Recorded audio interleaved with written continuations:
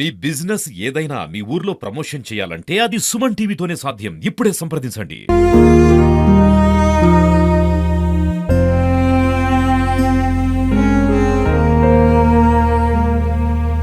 ఇవాళ నా భర్త చనిపోగానే అసలు ఆ పిల్లలు కూడా నా కొడుకు పుట్టలేదు. అసలు ఈ పిల్లలు కూడా ఎవరో నాకు తెలియదు. ఏ ఆస్తి కూడా హక్కు లేదు, మీకు ఎటువంటి హక్కు లేదు, అసలు మీకు చిల్లి గవ్వ కూడా ఇవ్వను.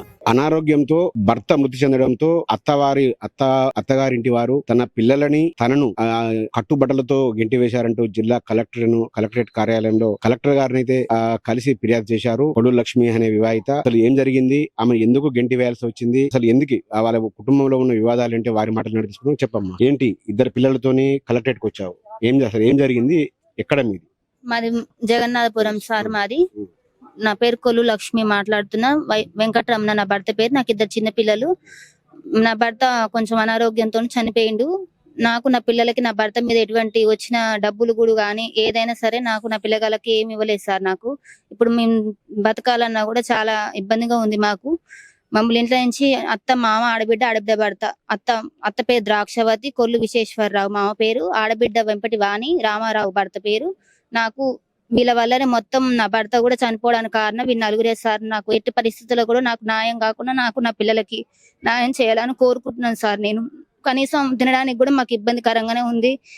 నా పిల్లలకు కూడా జ్వరం వచ్చింది సార్. చూడండి, నాకే ఎట్టి పరిస్థితుల్లో మా అమ్మ వాళ్ళు కూడా బీద వాళ్ళే. మాకు ఏ సాయం చేసేటోళ్ళు ఎవరు ఎక్కడ ఏది లేదు సార్. దయచేసి నా పిల్లలకి నాకు న్యాయం చేయాలని కోరుకుంటున్నాను సార్. మీ భర్త ఎలా చనిపోయాడమ్మా? ఎంతకాలం అయింది మీ పెళ్ళయి? ప్రస్తుతం మీ పిల్లలిద్దరిని ఎలా సాగుతున్నాం, మరి పోషిస్తున్నాం?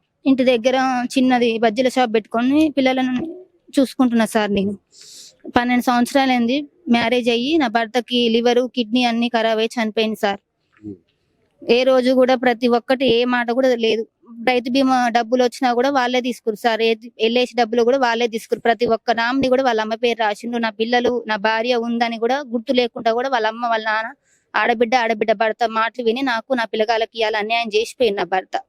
ఖచ్చితంగా వాళ్ళకి ఏదో ఒకటి నా పిల్లగాళ్ళకి న్యాయం చేయమని సుమన్ టీవీని కోరుకుంటున్నా సార్. నేను ఎటువంటి న్యాయం కావాలమ్మా? అసలు మిమ్మల్ని ఎందుకు అంటే మీ భర్త చనిపోయిన తర్వాత వీళ్ళే వారసులు ఉన్నారు కదా, వీళ్ళని మంచిగా చూసుకోవాల్సి వాళ్ళు యాక్చువల్గా ఎందుకు అసలు మీ ఇద్దరి మధ్యన గొడవలు వచ్చాయి? అసలు దేనికి కారణం ఏంటి? గొడవలు ఏం లేవు సార్. నేను మంచిగా ఉన్న వాళ్ళతోటి. నేను మా అత్త, మా మావయ్యని కూడా మంచిగా చూసుకున్నా. వాళ్ళు ఇవాళ మంచితనంగా నా భర్త ఉన్న రోజులు నటించారు. ఇవాళ నా భర్త చనిపోగానే అసలు ఆ పిల్లలు కూడా నా కొడుకు పుట్టలేదు, అసలు ఈ పిల్లలు కూడా ఎవరో మాకు తెలియదు. ఏ ఆస్తి కూడా హక్కు లేదు, మీకు ఎటువంటి హక్కు లేదు, అసలు మీకు చిల్లి గవ్వ కూడా ఇవ్వను, చేయను అని ప్రతి ఒక్క మాట మాట్లాడుతూ సార్. నాకు ఇలా నా భర్త చనిపోయినందుకే 5 లక్షలు వచ్చినందుకే నాకు ఈ పిల్లల స్టడీ కోసం ఇవ్వలేదు. రేపు భూముల మీద నేను కేసులు వేసిన సార్. ప్రతి ఒక్కరు కేసు వేసిన. ఫ్యామిలీ మెంబర్ సర్టిఫికేట్ కూడా నేను అప్లై చేసిన, మా మామయ్య కూడా అప్లై చేసిండు.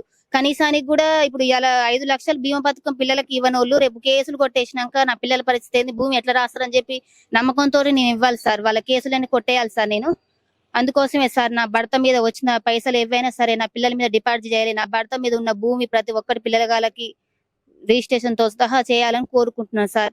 అట్లనే మా ఆయనకు 10.5 ఉంది. 10.5 భూమిలో 5 ఎకరాల బిడ్డకి ఆడపిల్ల కట్నం ఇచ్చిరు. ఈ కట్నం గురించి కూడా మాట్లాడితే నా మీద ఉన్న భూమిని నా పిల్లగాళ్ళకి నా మనవానికి అవుతుంది అని చెప్పని ఆ రోజు అట్లా మాట్లాడి నా భర్త చెప్పిండు. నాకు ప్రతి ఒక్క ముచ్చట చెప్పిండు. ఇవాళ తాత మీద ఉన్న ఆస్తి కూడా నా పిల్లగానికి చెందాలని కోరుకుంటున్నా సార్. నేను మొత్తం ఆస్తి గురించి వచ్చిందా లేకపోతే ఆస్తుల గురించి సార్. ప్రతి ఒక్కటి ఏదైనా సరే నాకు మా భర్త కొన్ని చెప్పుకుంటాడు, కొన్ని చెప్పాడు. వాళ్ళ అమ్మ నాన్న భయానికి ఎక్కువైతే వాళ్ళ బావ మాటలు, వాళ్ళ అక్క మాటలని ఇవాళ ఇంతవరకు నా జీవితం నాశనం చేసింది సార్ నా భర్త.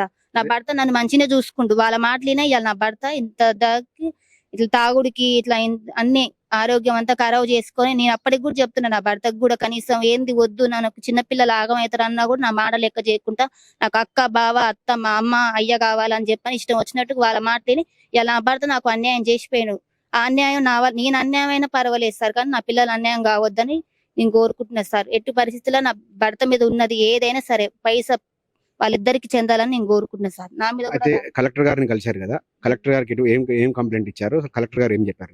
కలెక్టర్ సార్కి ఏమి ఇచ్చినా నేను ఇట్లా నాకు ఇంట్లో నుంచి ఎలగొట్టి నా పిల్లగాళ్ళకు న్యాయం చేయాలి, నా భర్త మీద ఉన్నటువంటి ఏదైనా పైసలు వచ్చినాయని డిపాజిట్ చేయాలి నా పిల్లలకని కోరుకున్నా సార్. అయితే నేను కోరుకున్నా సరే అమ్మా అని చెప్పి ఎంఆర్ఓ సార్ని కలిసి ఇవి అప్లై చేసుకోండి, ఫ్యామిలీ మెంబర్ సర్టిఫికేట్, జాయింట్ అది అని చెప్పింది సార్. నాకు ఏదైనా ఇప్పుడు కోరుకునేది నా గురించి అయితే వదిలేసుకున్నది సార్. ఎందుకంటే నా జీవితం అయిపోయింది. కనీసం నా పిల్లలను మంచిగా ఉండాలి, వాళ్ళ నాన్న ఆస్తి వాళ్ళ పిల్లలకే చెందాలని కోరుకుంటున్నా సార్ నేను. మొత్తంగా తన జీవితం మీద ఎలాగో అయిపోయింది, తన పిల్లల భవిష్యత్తు కోసమైనా తనకు న్యాయం చేయాలని కూడా లక్ష్మి అయితే కలెక్టర్ గారిని కలిసి ఫిర్యాదు చేయింది. అయితే కలెక్టర్ గారు కూడా దానికి స్పందించి లక్ష్మికి న్యాయం చేయాలని ఇప్పటికీ ఆదేశాలు అయితే జారీ చేశారు. ఏదేమైనప్పటికీ కూడా తన ఈ చెడు వ్యసనాలే తన జీవితాన్ని అర్ధాంతరం చేశాయి. తన భర్త ఉంటే తనకి ఇలాంటి బాధలు వచ్చాయి కావు. ఇప్పుడు చిన్న పిల్లలిద్దరిని కూడా వేసుకొని జిల్లా అధికారుల చుట్టూ కూడా న్యాయం కోసం తిరుగుతున్న పరిస్థితి అయితే కనబడతా ఉంది. ఏదేమైనప్పటికీ కూడా లక్ష్మికి తగిన న్యాయం జరగాలని ఆశిద్దాం.